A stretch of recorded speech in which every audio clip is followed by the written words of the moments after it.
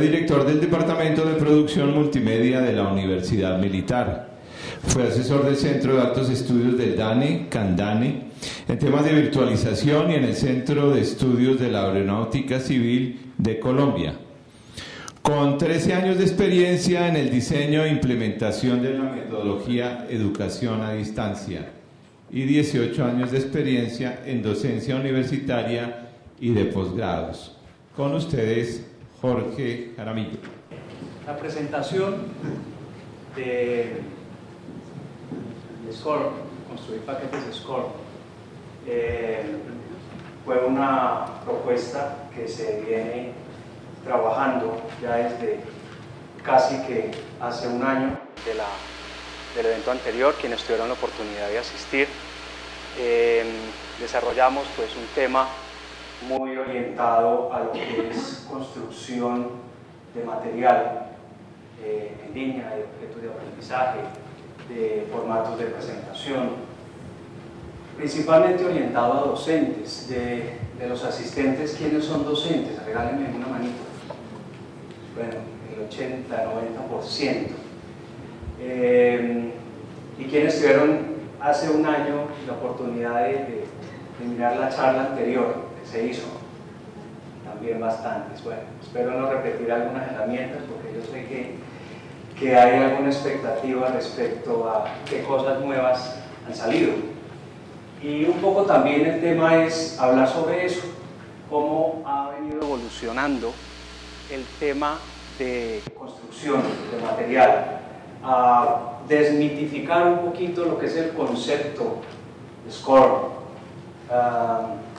SCORM pues es un término que se viene trabajando ya un tiempo atrás, pero no muy conocido, y ya hoy en día es casi que natural que hablemos nosotros de SCORM. Y escuchar a un docente hablar de SCORM hoy en día, pues eso deja mucho que pensar en las competencias que está desarrollando este docente, ¿no? Entonces, un poco el tema es ¿qué significa eso? ¿Para dónde vamos con SCORM? ¿Para qué nos sirve? Y realmente qué podemos nosotros hacer directamente con SCORM. ¿Qué es SCORM? ¿Qué no es SCORM?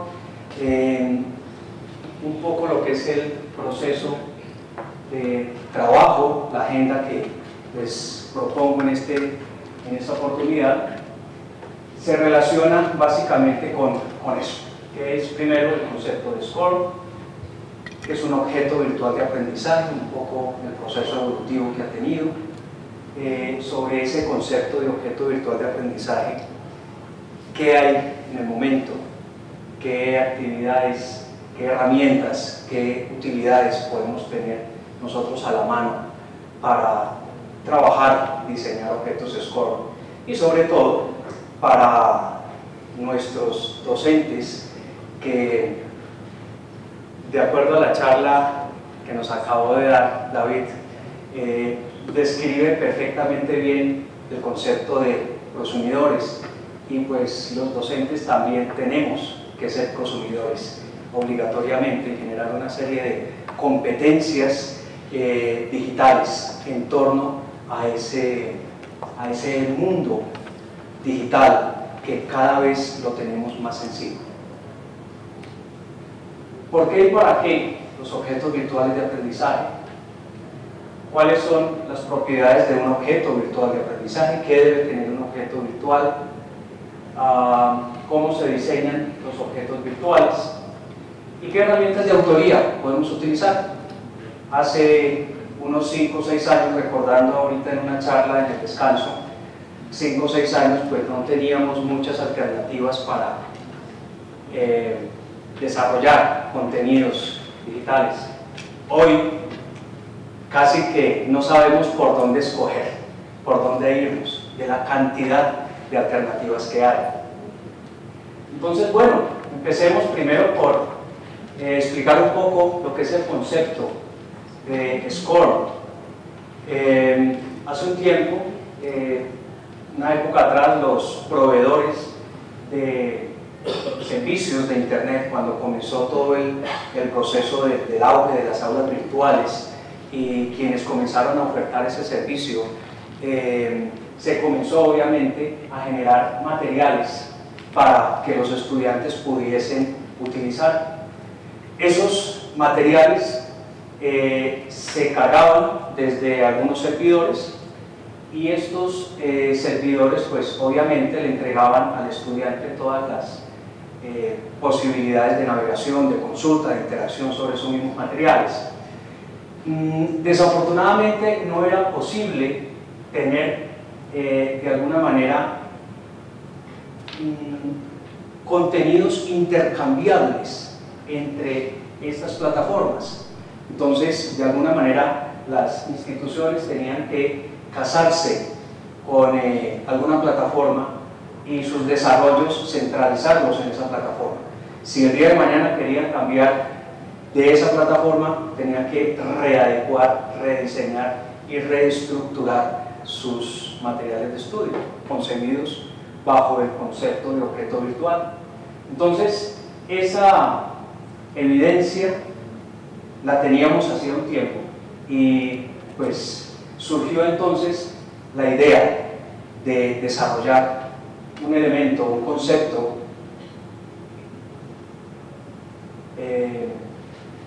orientado a poder permitir que estos materiales pudiesen ser intercambiables. Es decir, que pudiera yo llevarlos de una plataforma a otra sin sufrir las consecuencias que eso pudiese implicar, ¿sí? Entonces, surge entonces la idea de construir un estándar para e-learning. Los estándares, ¿para qué se utilizan? Para facilitar las cosas, para poder nosotros ser más productivos, para poder nosotros obtener mayores ganancias, que permitiese llevar el registro, porque básicamente lo que hace SCORM es generar un registro de acciones del usuario, del estudiante en este caso, sobre la plataforma LMS, sea Moodle, sea Blackboard, sea Claroline, Atutor, la que sea, porque realmente todas estas plataformas hoy en día deben estar ajustadas a ese estándar SCORM para poder leer estos contenidos. Entonces, esas diferentes actividades debían de alguna manera poder ser registradas para que un docente pudiese tener de alguna manera el control, entre comillas, de las acciones virtuales del estudiante. El estudiante entra a una plataforma, sabemos todos nosotros que todas las acciones se registran, quedan detalladamente almacenadas en ese servidor, día, hora, fecha, en dónde lo hizo, qué fue lo que hizo, si subió algo, si bajó algo, etc. Todo eso queda perfectamente registrado. Pero, de alguna manera, los contenidos no estaban siendo registrados. ¿Qué hacía el estudiante con ese contenido? Si estaba leyendo la página número 3, número 4, ¿cuánto tiempo estuvo conectado con ese objeto de aprendizaje? Y algunas cosas relacionadas con eso, que eso no se tenía registrado. Entonces, para eso surge este proceso, esta metodología de SCORM. Hoy en día es el estándar más conocido, más utilizado en el ámbito de las plataformas y de todo el mundo e-learning, y obviamente en todas aquellas herramientas de software para producción de e-learning. Entonces, realmente SCORM entra a soportar ese tema del registro de las acciones de un docente sobre esos materiales de estudio al interior de una plataforma. Ya lo que el docente haga de ahí en adelante con esa información, pues depende netamente de las intenciones del curso, del objetivo del curso y el tiempo también que el docente tenga para eso. Porque también hemos evidenciado de una manera directa que el docente que se le mide a trabajar en los temas virtuales demanda 2, 3, 4 o 5 veces más tiempo que los que estamos dedicados a la parte presencial. ¿Por qué razón? Todas estas competencias digitales que ya todos conocemos, el hecho de editar una imagen, de preparar una actividad, de generar una rúbrica para mis evaluaciones del foro, toda esta cantidad de cosas consumen mucho tiempo. Bien, tenemos entonces que SCORM entra a solucionar un problema de comunicación, ¿sí? En la figura que quise esquematizar representa a un docente hablando en un lenguaje, los estudiantes hablan otro lenguaje, y si no hay una comunicación o un elemento que le permita al docente llevar o transmitir o generar determinada información, no lo va a poder hacer si no tiene los medios adecuados, si no hablan el mismo lenguaje, si no hablan el mismo idioma. Entonces es fundamental el tema de SCORM por estas razones. Surgen un conjunto de supuestos que permiten a los cursos y a los LMS comunicarse. SCORM entonces permite la posibilidad de estos dos elementos, un LMS, una plataforma LMS, un curso, podríamos pensarlo como un objeto virtual o un curso completo, tener elementos de comunicación a través de esta metodología, de este estándar. Y realmente eso es lo que permite SCORM, ¿sí? Como bien se mencionaba, SCORM no es un objeto, ¿sí? SCORM hace parte de un objeto. Yo puedo tener objetos de aprendizaje sin SCORM y subirlos a una plataforma LMS. El estudiante puede descargar ese objeto, puede estudiarlo sin necesidad de que exista SCORM. Incluso yo puedo tener un objeto virtual en una u otra plataforma, digamos interoperable perfectamente, sin necesidad de que exista SCORM.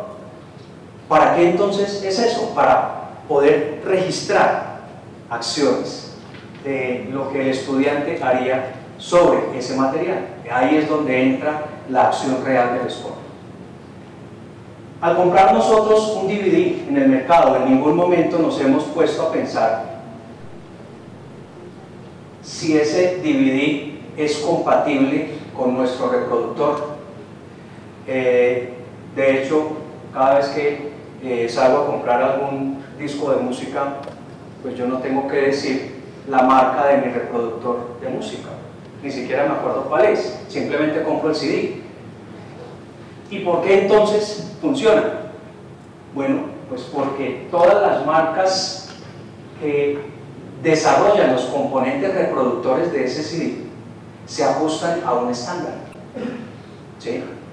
El estándar generado en torno al formato del CD-ROM o el CD audio, ¿ya? Entonces, por eso es que cualquier reproductor lo lee. En algún momento, de pronto, ya con las películas comenzaron a generarse muchos otros estándares, y por eso algunas películas, por el formato o por el área o por la zona, no me reproducía, o porque si eran CDs piratas ya tenía ciertas cosas, etcétera, etcétera. Pero de todas maneras, el efecto final de ese estándar es eso, que me permita la total compatibilidad de un componente, en este caso el CD, que lo podríamos pensar como un objeto virtual, en diferentes plataformas LMS, y que me funcione sin ningún problema y me registre lo que tenga que registrar.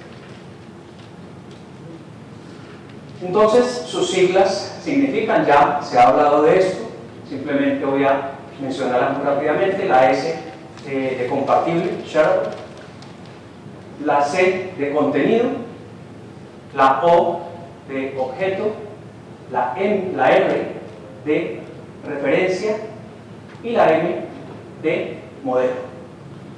Esas son las siglas de SCORM. En otras palabras, un modelo de referencia para objetos compartibles. Las dos primeras, objetos compatibles, ya mencionamos ese concepto, son contenidos que me permite tenerlos en una u otra plataforma de manera indistinta. El objeto puede ser una lección, puede ser un contenido específico de aprendizaje, a eso hace referencia el object de las siglas form. El modelo de referencia hace referencia, valga la redundancia, a que toma diferentes elementos de diferentes metodologías o estándares complementarios, IEEE, IMS, AICC, que han trabajado también bastante el tema de los estándares para e-learning. Y SCORM lo que hace es recoger lo mejor que cada uno de estos tiene para plantear una solución unificada. Y exactamente entonces, ¿qué es lo que hace SCORM? Permitirme registrar en qué momento el estudiante inició a estudiar. El nombre del estudiante queda registrado también, qué porcentaje de desarrollo tiene sobre su material de estudio, qué puntaje ha sacado en las diferentes pruebas internas que tiene el objeto de aprendizaje, y si ya terminó la lección. Este tipo de cosas es lo que me permite, entre un LMS y una lección o un objeto virtual de aprendizaje, registrar en términos generales. Obviamente la norma SCORM me establece muchas otras más, pero digamos estas son las más representativas y las que en algún momento dado el docente puede tomar para su trabajo y su gestión en la parte académica. ¿Qué no es SCORM? SCORM no es un conjunto de normas que relacionan aspectos de diseño instruccional. Eso no es SCORM. O de diseño pedagógico. O sea, él no establece parámetros a través de los cuales podemos nosotros hacer diseño instruccional. SCORM no me define eso.